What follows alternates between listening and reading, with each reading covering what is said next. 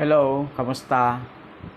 Alam niyo po, magandang pag-usapan natin ngayon yung patungkol doon sa pagkaka-deny ng request o ng motion ng kampo ni dating Pangulong Duterte doon sa sinasabi nilang wala daw jurisdiction yung ICC diyan sa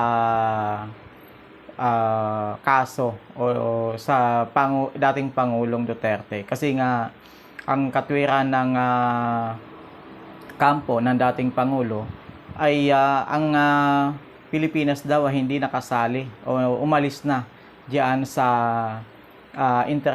sa samahan ng mga nagkakaisang bansa diyan sa ICC o yung International Criminal Court, no? Dahil nga nung panahon ni Duterte, ni Pangulong Duterte, ang Pilipinas ay kumalas diyan, no? Kasi nga mayroon ng mga alingas-ngas noon na kukwestiyonin ng ilang mga biktima o ng mga kritiko ng Pangulo yung ginagawa niyang war on drugs, no? O yung kanyang programang war on drugs diyan sa ICC. So para nang sa gano'n na hindi na magkaroon ng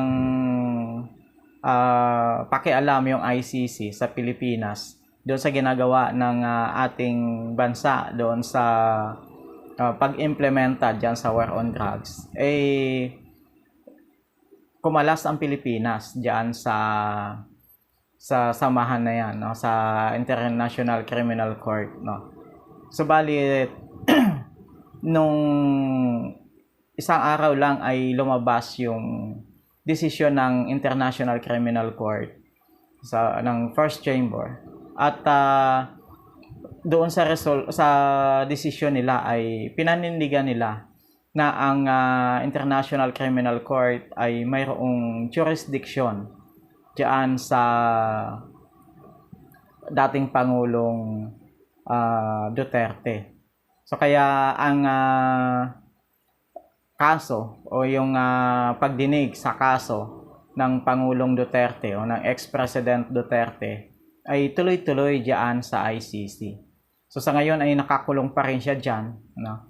Kaya yung sinasabi ng mga supporters ng dating Pangulo na uuwi na ang dating Pangulo, so yun ay hindi nagkaroon ng katotohanan, no? At siguro ay dapat